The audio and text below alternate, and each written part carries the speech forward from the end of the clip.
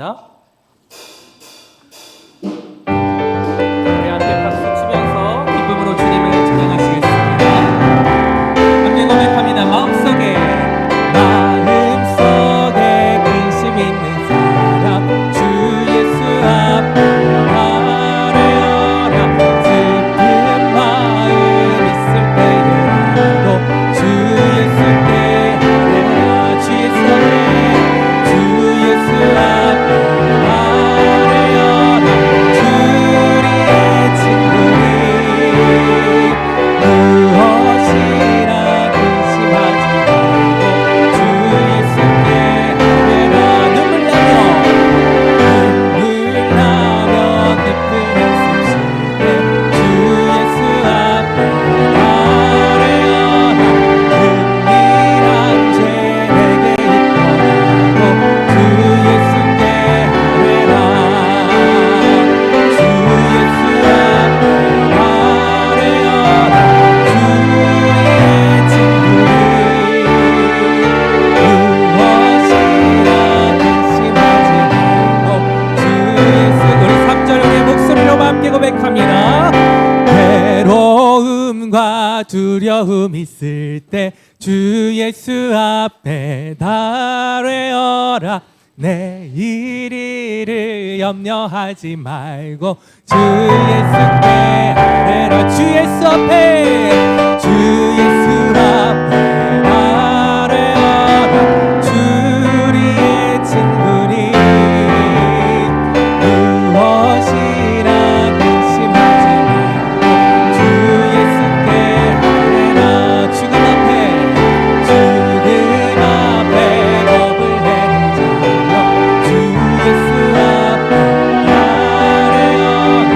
하늘 알아 바라보는 자여 주 예수께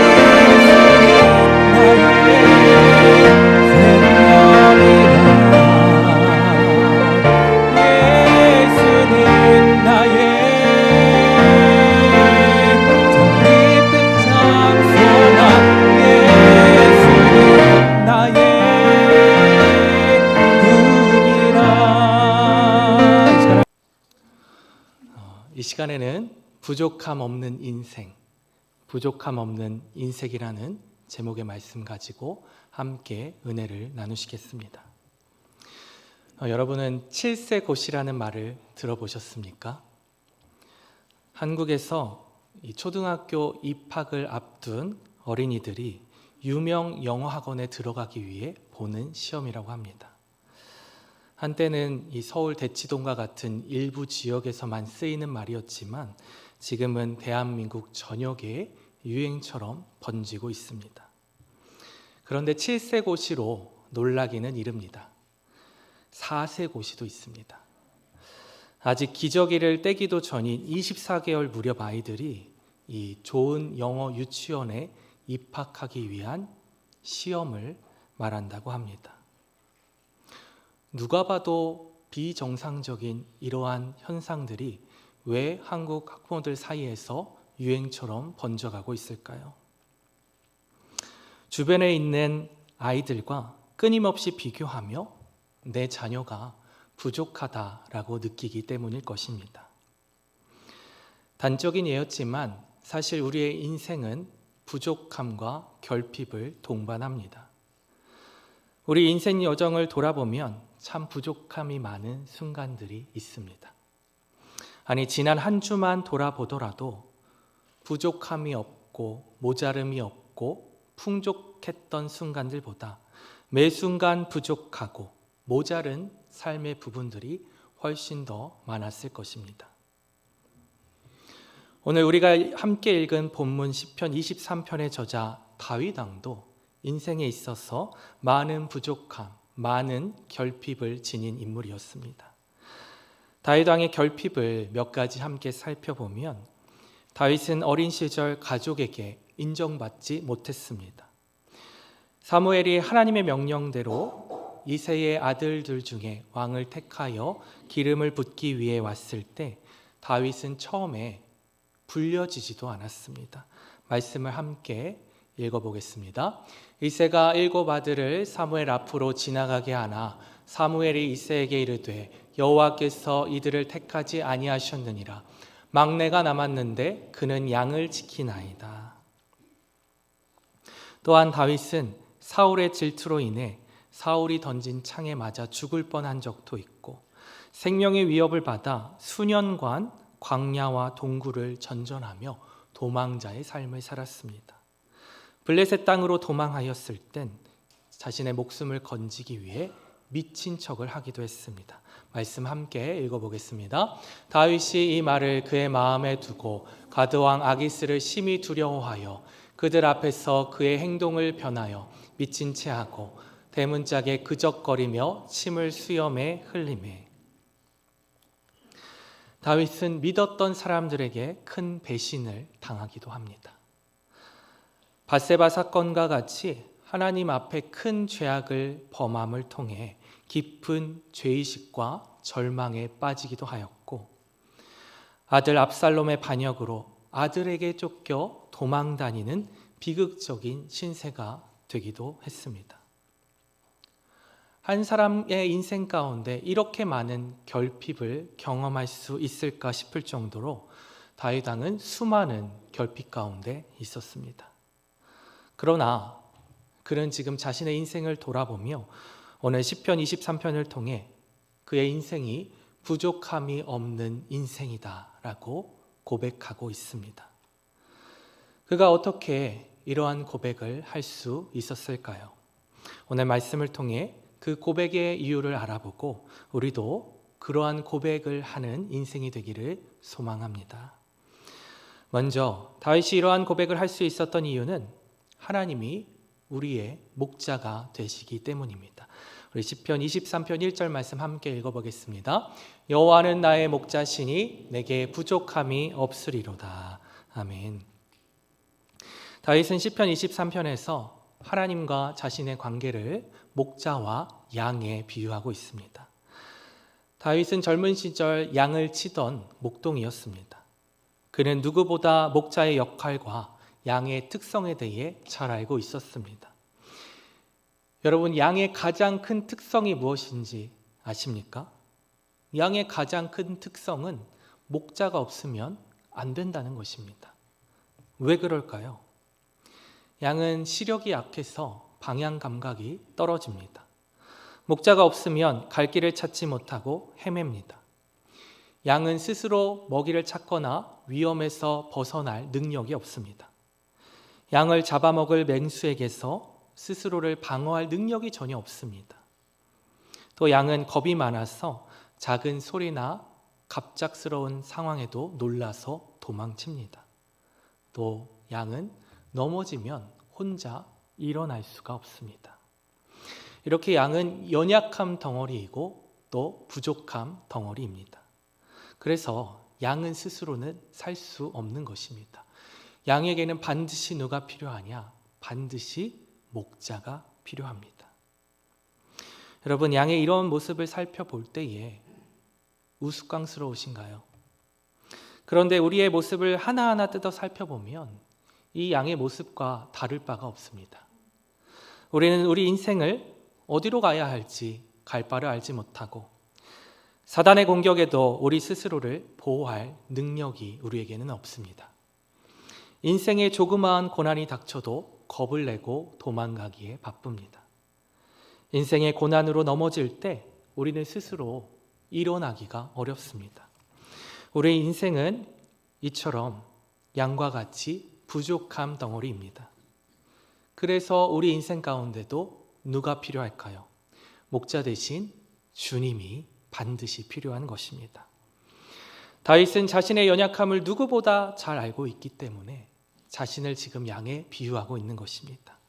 그러나 부족함 덩어리인 이 양과 같은 존재이지만 지금 부족함이 없다라고 고백하고 있습니다. 왜 그렇습니까?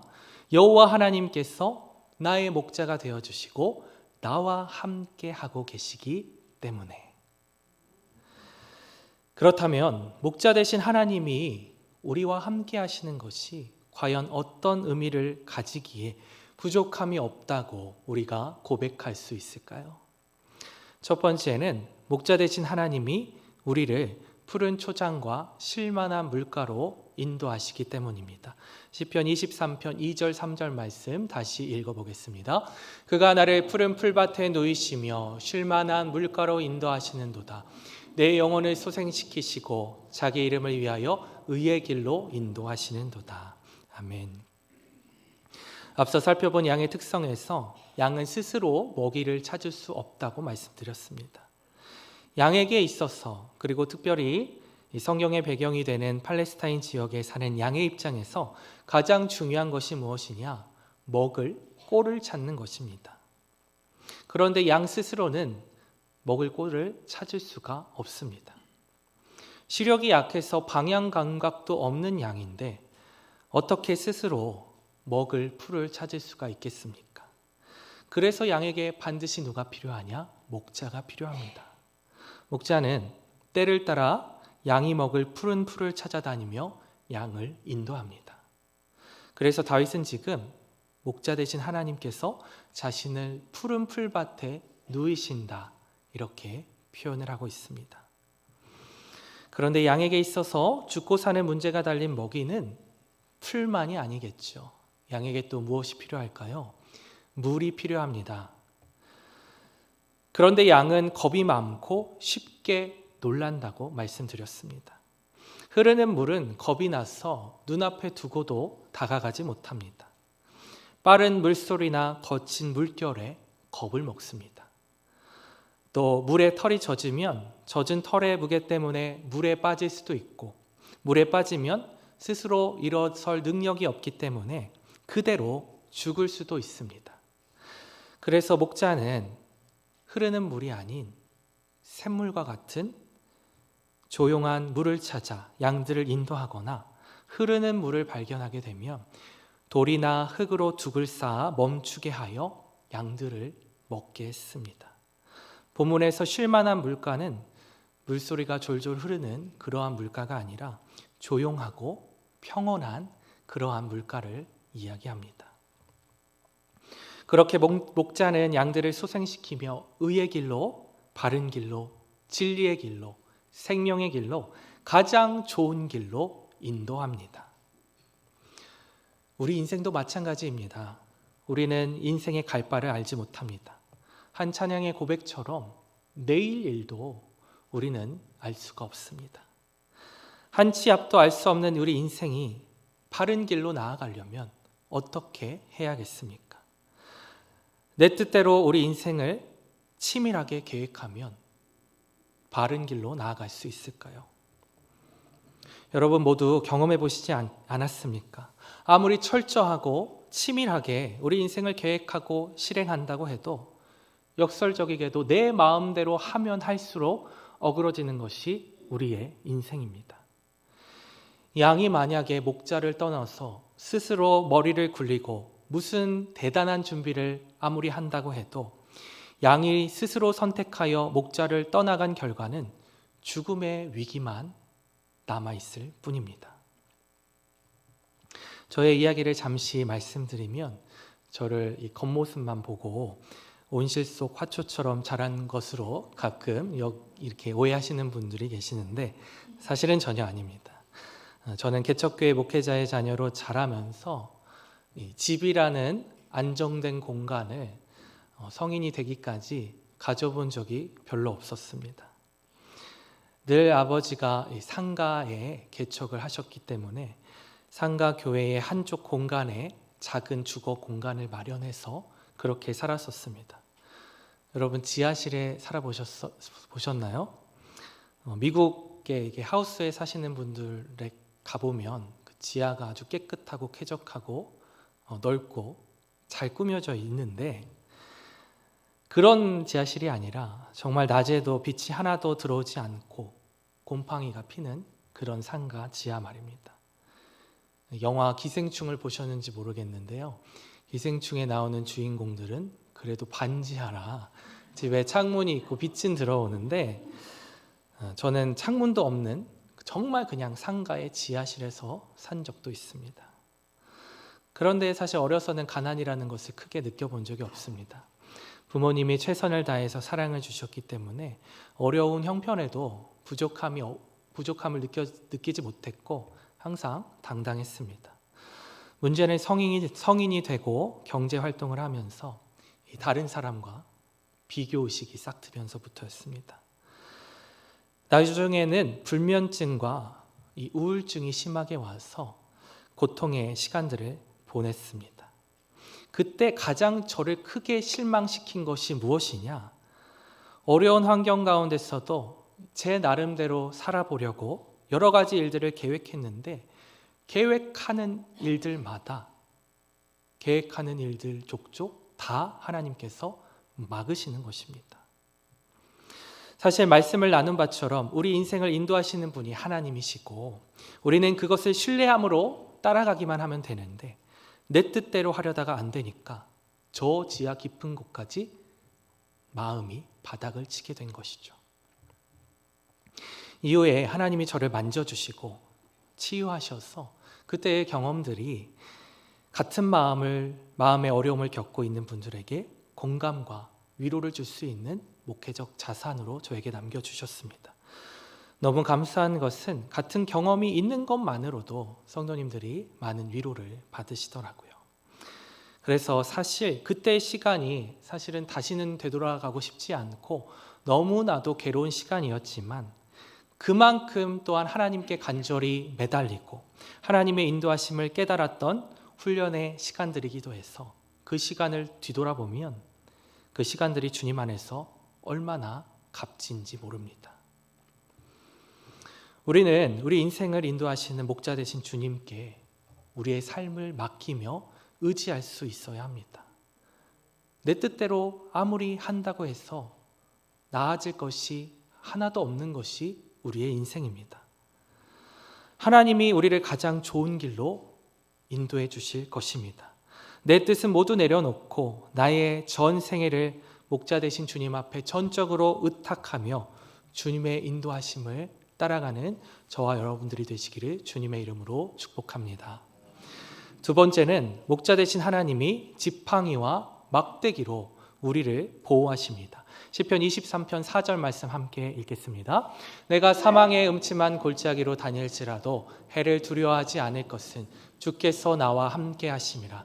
주의 지팡이와 막대기가 나를 안위하시나이다. 아멘. 오늘 말씀에서 조금 더 깊게 살펴보기 원하는 것이 이 부분인데요. 푸른 풀밭과 쉴만한 물가가 나오다가 갑자기 사망의 음침한 골짜기가 나옵니다. 목자가 분명히 양들을 인도한다고 했는데 왜 양들이 이 사망의 음침한 골짜기를 지나가야 할까요? 이것은 팔레스타인의 지형과 기후를 이해해야 합니다. 팔레스타인 지역은 건조하고 산지와 협곡이 많습니다. 그리고 기후에 따라 봄과 가을철에는 낮은 평야에서 양들이 먹을 풀을 찾을 수 있지만 여름에는 높은 산지로 이동해야 풀을 만날 수 있었습니다.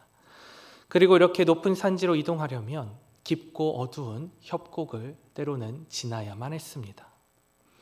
이렇게 어두운 협곡은 햇빛이 들지 않아 어둡고 양을 노리는 맹수들이 숨어 있는 위험한 곳이었습니다. 그러나 중요한 것은 이러한 협곡을 지나야만이 푸른 풀밭을 만날 수 있다는 것입니다.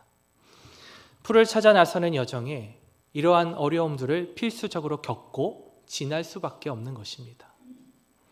또 한 가지는 갑작스럽게 찾아오는 홍수입니다. 멀쩡히 목자와 함께 풀을 찾아가는 중에도 갑자기 폭우가 쏟아져서 순식간에 물이 불어나 골짜기를 타고 물이 내려와 급류를 형성하기도 했습니다. 이러한 갑작스럽게 찾아오는 위기를 사망의 음침한 골짜기로 해석하기도 합니다. 거센 물살에 양들이 위험에 닥칠 수 있는 그러한 상황인 것이죠.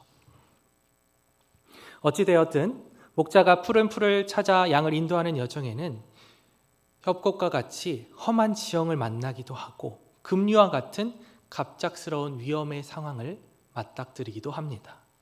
그러나 이 양의 입장에서 해를 두려워하지 않는 것은 목자의 지팡이와 막대기가 양을 안위하기 때문에 평안케 하기 때문입니다.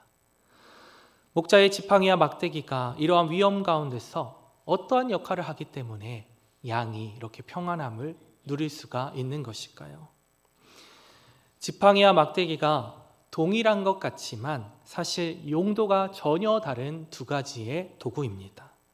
두 가지 모두 올리브 나무로 만드는데요. 먼저 지팡이는 올리브 나무의 뿌리의 가지로 만듭니다. 지팡이는 목자가 항상 오른손에 들고 다니면서 양에게 물을 먹이기에 앞서 물의 깊이를 재는 용도로 사용하기도 하고 또 위험에 처한 양을 건져 올리는 데 사용하기도 합니다. 반면 막대기는 올리브 나무의 줄기의 가지로 만듭니다. 이 막대기는 지팡이보다는 짧고 목자가 허리춤에 차고 다닙니다. 막대기의 용도는 이 막대기를 던져서 양이 나아갈 방향에 대해서 알려주기도 하고 무엇보다 맹수들이 나타났을 때 맹수들을 격퇴시키는 무기로 사용합니다. 목자는 이 지팡이와 막대기를 통해 양들을 인도하고 또한 보호하는 것이지요. 그렇기에 사망의 음침한 골짜기를 다닐지라도 양들은 해를 두려워하지 않습니다. 목자의 지팡이와 막대기가 양들을 늘 보호해 주기 때문입니다.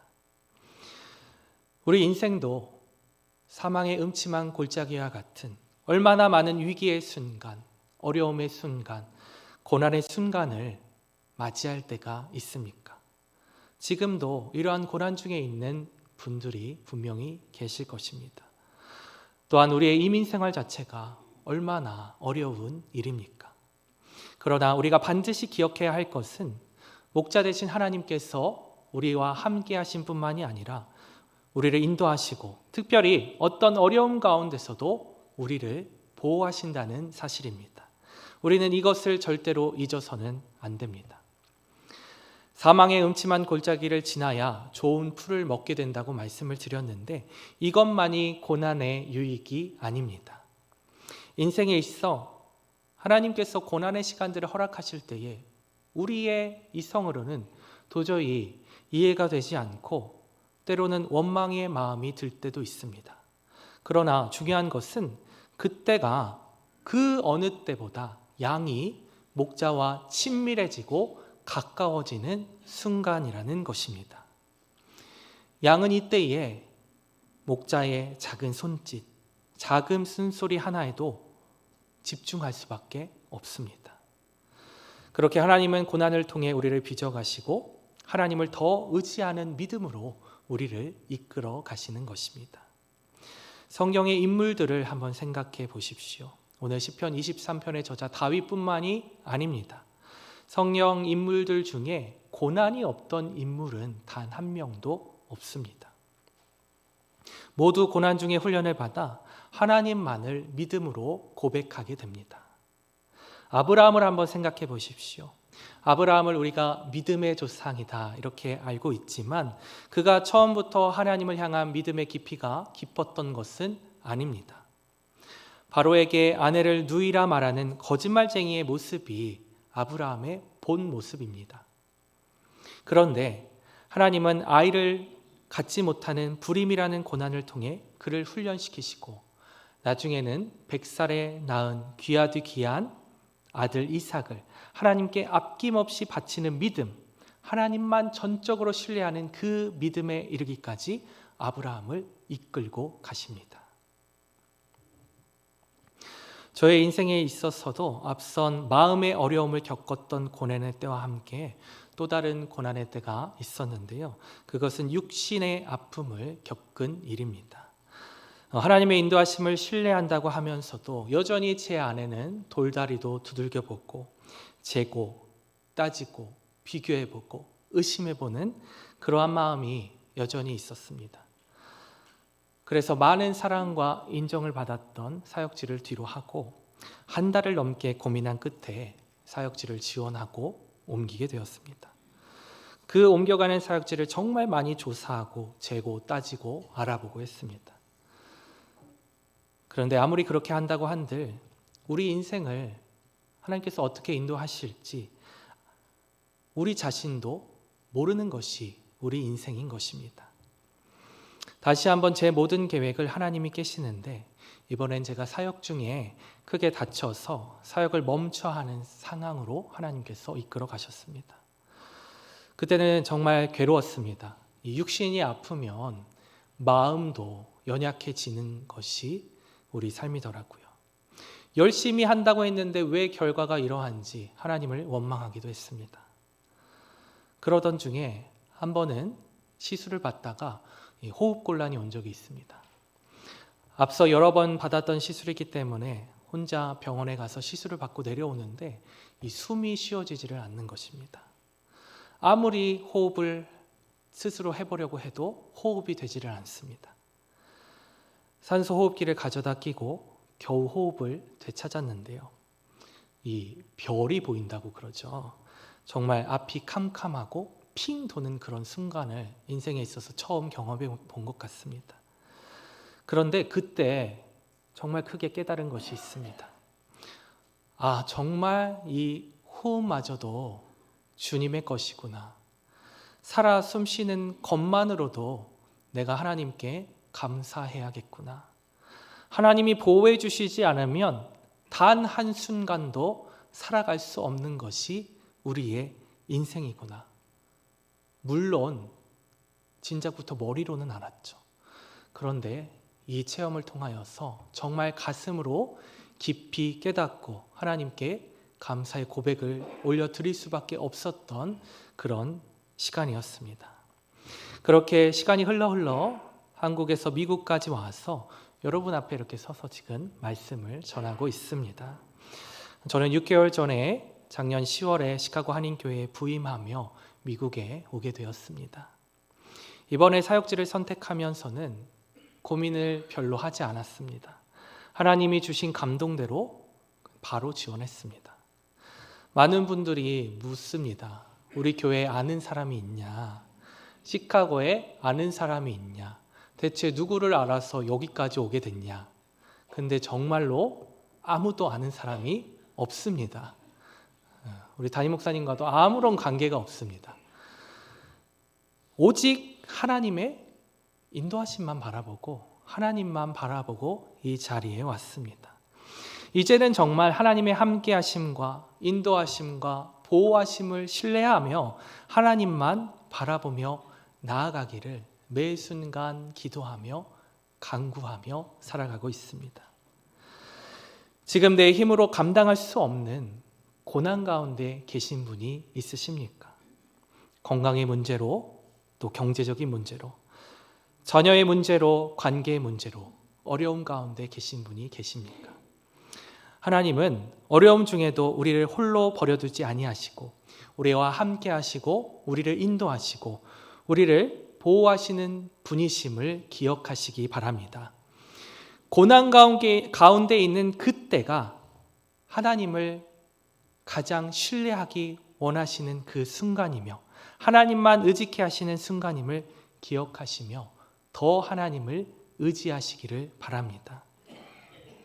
하나님이 함께 하시기에 부족함이 없음을 고백하기 원하시는 순간임을 기억하며 그렇게 한번 고백해 보십시오. 목자는 위기의 상황 가운데 양만 홀로 내버려 두지 않습니다. 양과 끝까지 함께 합니다. 때로는 양을 위해 자신의 목숨을 바치기도 하는 것이 목자입니다. 선한 목자 되신 주님을 기억하며 고난 가운데 두려워하지 말고 주께서 우리와 함께 하심을 늘 고백하시는 저와 여러분들이 되시기를 주님의 이름으로 축복합니다. 세 번째는 목자 되신 하나님이 원수의 목전에서 우리에게 상을 베풀어 주십니다. 시편 23편 5절 말씀 함께 읽어보겠습니다. 주께서 내 원수의 목전에서 내게 상을 차려주시고 기름을 내 머리에 부으셨으니 내 잔이 넘치나이다. 아멘. 양들을 둘러싼 얼마나 많은 적들이 있겠습니까? 양을 먹으려고 호시탐탐 노리는 수많은 맹수들이 있습니다. 그러나 목자가 양을 지키기에 양들은 적들이 양을 보는 앞에서도 푸른 풀을 먹을 수 있습니다. 원수의 목전에서 상을 베풀어 주시는 것입니다. 그리고 기름을 머리에 부으시고 잔이 넘치게 하십니다. 우리를 아주 크게 환대하시는 모습을 비유하고 있습니다. 그렇게 주님은 우리에게 만족함이 넘치도록 채워주시는 분이십니다. 양을 노리는 맹수와 같이 사단은 우리를 호시탐탐 노리고 있습니다. 이 땅의 삶 동안 끊임없이 우리를 넘어뜨리고 죄악으로 이끌어갑니다. 그러나 목자 되신 하나님께서 우리를 결국 예비하신 하나님 나라로 인도하시고 원수 앞에서 잔치를 베풀어 주실 것입니다. 우리는 결국 최후 승리를 얻게 될 것입니다.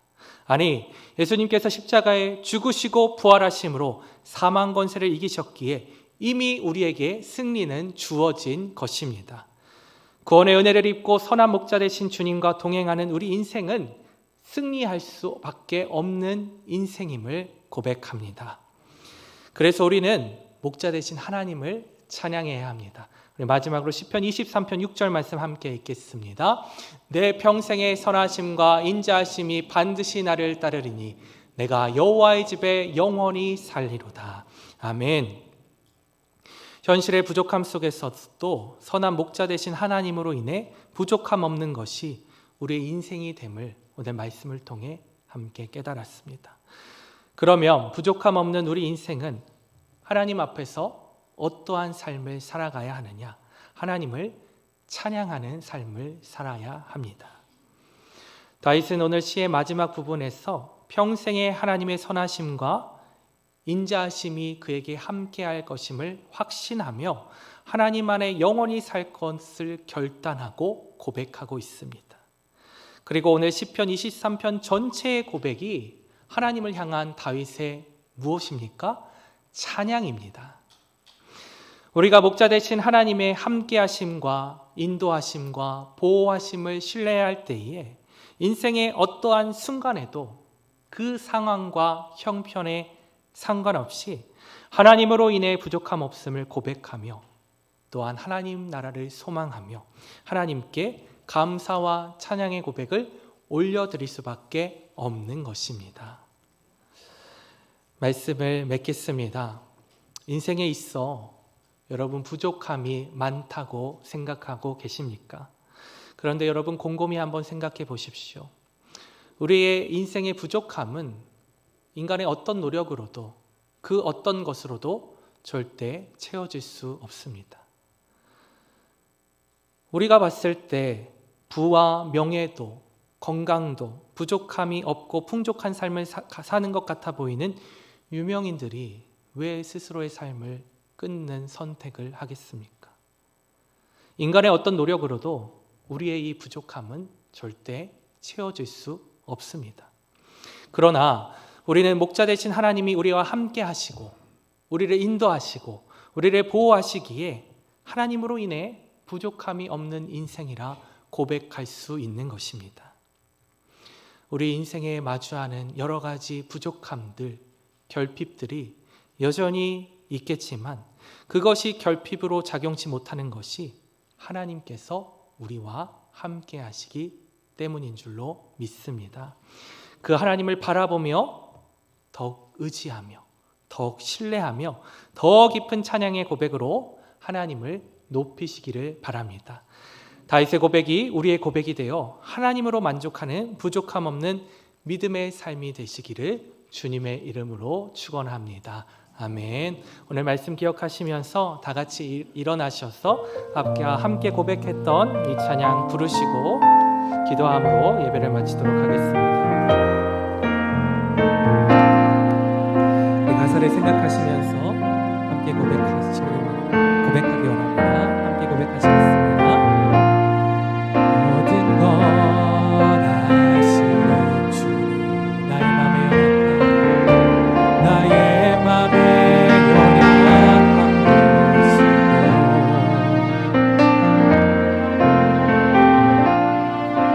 부족한 그 모습대로 주님 마음을 새겨주시니 주님께 돌아온 마음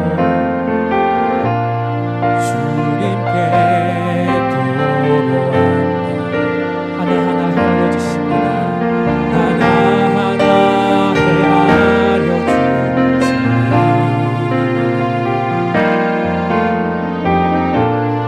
그 마음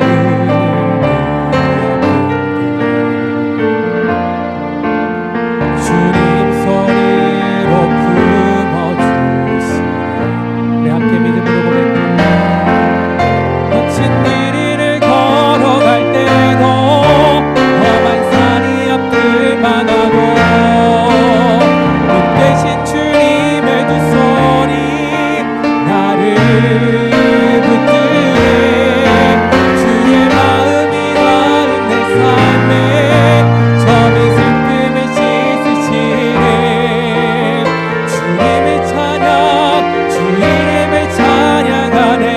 거친 길을 걸어갈 때도 거친 길이를 걸어갈 때도 험한 산이 앞을 망하고 문 대신 주님의 두 손이 나를 붙드네. 주의 마음이 닿은 내 삶에 점이 슬픔을 씻으시네. 주님의 찬양 주 이름을 찬양하네.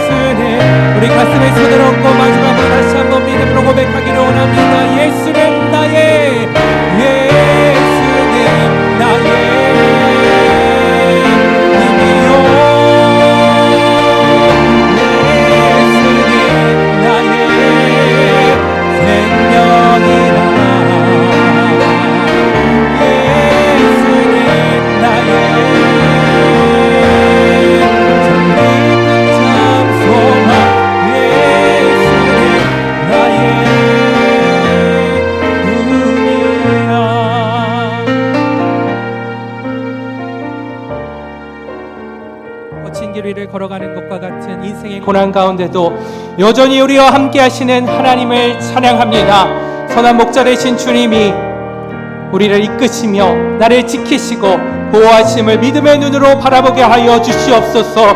가정의 문제로, 자녀의 문제로, 학업과 진로의 문제로, 직장과 사업장, 경제적인 문제로 여러 가지 어려움 중에 있는 성도들이 있습니다. 어려움 중에도 문제보다 크신 주님을 바라보며 하나님의 때에 하나님의 방법으로 해결하여 주실 것을 믿음으로 나아가는 저희들 되게 하여 주시옵소서. 특별히 마음의 어려움과 육체의 질병으로 고통당하는 성도들이 있습니다. 가족들이 있습니다. 주의 하나님 역사하셔서 모든 질병은 예수의 이름으로 떠나가게 하여 주시고 연약함 중에도 우리의 아픔을 가장 잘 아시는 주님을 더욱 의지하는 성도들 될 수 있도록 은혜 베풀어 주시옵소서. 감사드리며 예수님의 이름으로 기도합니다. 아멘. 지금은 우리 주 예수 그리스도의 은혜와 하나님 아버지의 무한하신 사랑하심과 성령님의 내주교통 위로 충만하심이 하나님이 나의 목자 되셔서 나에게 부족함이 없음을 믿음으로 고백하며 나아가기를 소망하고 다짐하는 이 자리에 고개 숙인 모든 성도들 머리 위에 이제부터 영원까지 함께 있을지어다. 아멘.